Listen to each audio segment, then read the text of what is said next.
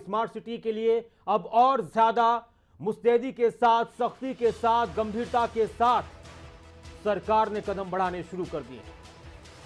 शहरी विकास आवास मंत्री डॉक्टर प्रेमचंद अग्रवाल ने एक बैठक की। सीईओ स्मार्ट सिटी सोनिका के साथ उनकी बैठक हुई। कार्यों में लेट लतीफी पर सरकार का कड़ा फैसला। सरकार का कार्यकारी संस्था ब्रिज एंड रूफ को हटाने का फैसला। हाई पावर कमेटी के निर्णय के बाद सीएम के अनुमोदन पर लिया गया कमेटी को हटाने का फैसला। शहरी विकास व आवास मंत्री डॉक्टर प्रेमचंद अग्रवाल ने सीईओ स्मार्ट सिटी सोनिका के साथ बैठक की और इसके बाद एक प्रेस विज्ञप्ति जारी कर बताया गया कि स्मार्ट सिटी के अंतर्गत outfall and integrated sewerage and drainage योजना के कार्यक्रम के लिए नामित संस्था ब्रिज एंड रूफ के कार्य संतोषजनक नहीं पाए गए।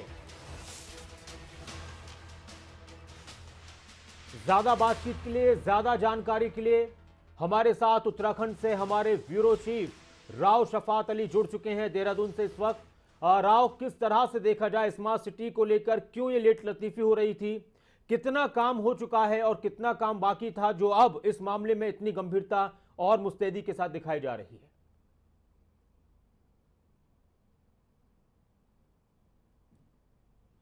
जी नासिर, देखिए लंबे समय से स्मार्ट सिटी का कार्य चल रहा था देहरादून में। और सबसे पहले तो ये बताना जरूरी है क्योंकि जब स्मार्ट सिटी की लिस्ट बन रही थी केंद्र सरकार की ओर से, तो देहरादून के लिए जब प्रस्ताव भेजे गए थे तो 2 बार प्रस्ताव भेजे गए, वो निरस्त हो गए थे। लेकिन जैसे जैसे प्रस्ताव पास हुआ और देहरादून का नंबर स्मार्ट सिटी में आया, तो 2016 से लगातार यहाँ पर काम चल रहा है स्मार्ट सिटी को लेकर के। लेकिन काम के हालात ऐसे हैं कि 2016 से एक भी काम पूरा नहीं हुआ है। इसमें ब्रिज एंड रूफ जो कंपनी है वो काम कर रही थी, कार्यदायी संस्था थी वो स्मार्ट सिटी में। और यहाँ पर जो सीईओ है वो भी लगातार बदलते रहे, क्योंकि जिलाधिकारी को ही सीईओ बना दिया जाता है स्मार्ट सिटी के कार्यों का। लेकिन कोई भी काम अभी तक पूरा नहीं हुआ है। और हालात ये बने कि जगह जगह गड्ढे खुदे हुए हैं, पानी भर रहा है, कहीं अगर पाइप पड़े हैं तो पाइप बिल्कुल ऐसे ही पड़े हैं, उसमें लोग चोटिल हो रहे हैं, गाड़ियों के एक्सीडेंट हो रहे हैं और मृत्यु हो रही है। तो बहुत सारी ऐसी घटनाएं जो स्मार्ट सिटी उत्तराखंड के लिए यानी देहरादून के लिए फजीयत का सबब बन गई थी। बहुत सारे ऐसे जो नेता हैं, जो बीजेपी के नेता हैं, उन्होंने नाराजगी भी जताई, लेकिन इसका कोई हल नहीं निकला था। लेकिन अब क्योंकि पिछली 29 को जो प्रेमचंद अग्रवाल है शहरी विकास आवास मंत्री, देखा कि घटिया सामग्री लगी हुई और जहां जहां काम पूरे होने चाहिए थे वो काम अभी तक पूरे ही नहीं हुए। यानी जो डेडलाइन दी गई थी उस डेडलाइन के अनुसार भी वहां काम नहीं पूरे हुए थे। खजानदास जो विधायक है सबसे ज्यादा, क्योंकि स्मार्ट सिटी देहरादून के क्षेत्र में काम होता है और यहाँ से जो राजपुर रोड है सबसे ज्यादा काम यही होने, तो खजानदास भी बहुत नाराज दिखाई दिए। लेकिन अब जाकर के जो roof and bridge and roof जो कंपनी है उसको हटा दिया गया, क्योंकि ये शिकायतें मुख्यमंत्री तक पहुंची थी। मुख्यमंत्री के अनुमोदन के बाद ही एक हाई पावर कमेटी की बैठक होती है और इस बैठक के बाद इसी में राव की क्या कुछ डेडलाइन थी कि हमें अब तब तक, इस तारीख तक, इस साल तक, इस सन तक स्मार्ट सिटी के रूप में देहरादून को कंप्लीट कर दिया जाएगा, स्मार्ट सिटी के रूप में देहरादून सबके सामने आ जाएगा, वो डेडलाइन क्या थी?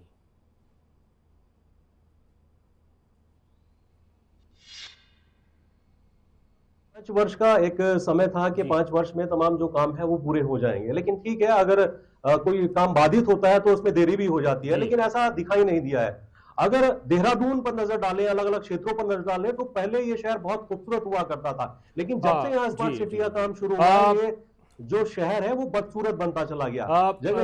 राव शफात अली, मैं आता हूं आपके पास। हमारे साथ उत्तराखंड के कैबिनेट मंत्री प्रेमचंद अग्रवाल जी जुड़ चुके हैं। नमस्कार प्रेमचंद जी। जी नमस्कार सर, बहुत सख्ती के साथ अब आपने फैसले लेने शुरू कर दिए स्मार्ट सिटी को लेकर। क्या क्या अनियमितताएं मिल रही थी जिन लोगों को जिम्मेदारी दी गई थी कि काम करें स्मार्ट सिटी के लिए, देहरादून के लिए?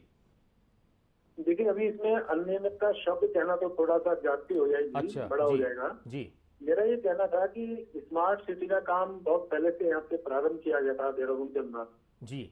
और खुशी तब थी कि जब माननीय प्रधानमंत्री जी ने हमारे देहरादून को स्मार्ट सिटी के रूप में घोषित किया था जी। काम शुरू हुआ, काम के लिए जो शुरू हुए, तो मेरे से पहले जो हुआ उसकी बात तो मैं नहीं करूंगा, लेकिन मेरे सामने जब मैं देखता था, अनेकों बार मैंने विभागीय अधिकारियों की बैठक बुलाई जी। यहाँ तक कि जो मुझे सूचनाएं मिल रही थी कि काम न तो गति से शुरू हो रहा था, ना उसकी गुणवत्ता थी जी। लगातार ये बैठकें करने के बाद तो एक बार मैंने मुझे जहाँ तक ध्यान आया 29 जुलाई को मैंने एक विजिट भी किया था पूरे उस कामों को देखने के लिए। जी तो वहां पे भी जब लोगों ने और स्थानीय जनप्रतिनिधियों ने मुझे बताया कि साहब ये बहुत जीवा हिवाली से काम कर रहे हैं, ढीले से काम कर रहे हैं, जी गुणवत्ता भी बहुत अच्छी है, जो मैंने स्वयं भी महसूस की थी।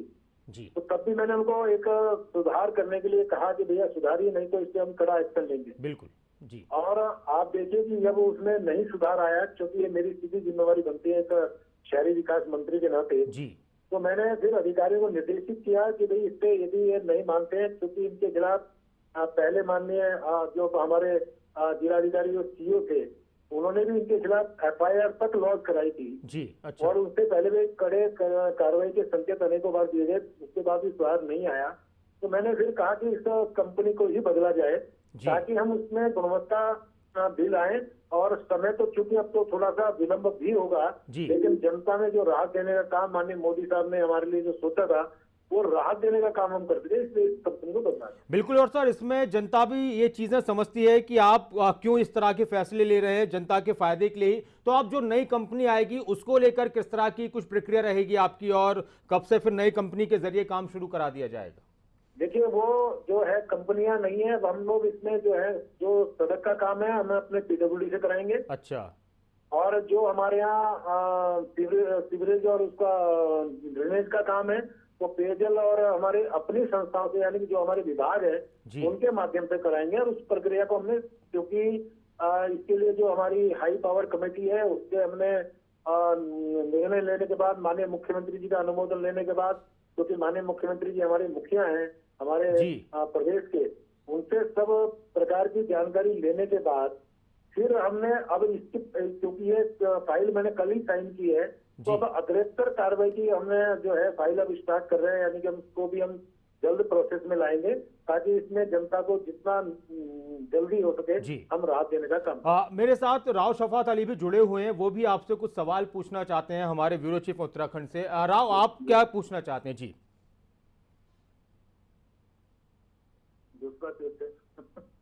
बिल्कुल अग्रवाल जी, देखिए आपके फैसले की तारीफ हो रही है, जो आपने एक कड़ा फैसला लिया है, क्योंकि अब से पहले बहुत नेता नाराज भी हुए, लेकिन जो फैसला आपने लिया है उसकी तारीफ कर रही है जनता के। जो कंपनी काम नहीं कर रही थी अब उसको बाहर कर दिया गया। लेकिन सवाल ये उठता है कि पिछली सरकारें भी आप ही की रही हैं, तो ये लापरवाही जब करती रही कंपनियां, तो पहले से ये कदम क्यों नहीं उठाया गया था? देखिए राव भाई, पहले तो आपका धन्यवाद कर रहा हूँ कि आपने मेरे इस कार्य की प्रशंसा की है ना। और आपको मैंने देखा है कि अनेक बार अच्छे कार्य की भी आप प्रशंसा करते हैं, आपका चैनल करता है, मैं सबका धन्यवाद कर रहा हूँ जी। लेकिन विषय ये नहीं है कि पहले इस पे कार्रवाई की नहीं हुई, विषय ये है कि पहले भी कार्रवाई हुई है। जैसे मैंने अभी कहा कि पहले सीओ, हालांकि वो मेरे कार्यकाल के थे, मैं मेरे से पहले शायद से उन्होंने एफआईआर लॉन्च कराई थी, उससे पहले भी उनको नोटिस वगैरह जारी हुए, जो प्रक्रिया अपनाई जानी चाहिए वो अपनाई गई। लेकिन क्योंकि जब ज्यादा हो गया तो मुझे अंतोगत्वा इस पर निर्णय लेने को बाध्य होना पड़ा। मैंने भी उनको चेतावनी दी थी, मैंने भी उनके साथ बैठक की थी, मैंने भी उनको बुलाया था। और आपको याद होगा, आप भी शायद उस टाइम थे जब मैं विजिट कर रहा था 29 जुलाई को, तो उस समय भी मैंने उनको कहा था या तो सुधरिए या फिर कड़े जो फैसला है उसको फेस करने के लिए तैयार रहिए। तो उसमें यदि सुधार नहीं आया तो मेरे पास कोई विकल्प नहीं था कि मैं इस कंपनी को ना हटाऊं। ठीक, बहुत बहुत शुक्रिया प्रेमचंद अग्रवाल जी, और उम्मीद है कि अब आपके सानिध्य में जल्द से जल्द स्मार्ट सिटी के रूप में तैयार हो जाएगा देहरादून, और जो आपने सोचा है उस काम को बहुत बखूबी आप कर पाएंगे। बहुत शुक्रिया हमारे साथ जुड़ने के लिए प्रेमचंद अग्रवाल जी। और राव शफात अली भी हमारे साथ जुड़े हुए हैं। लगातार हम और भी खबरों पर आपसे राव बात करते रहेंगे।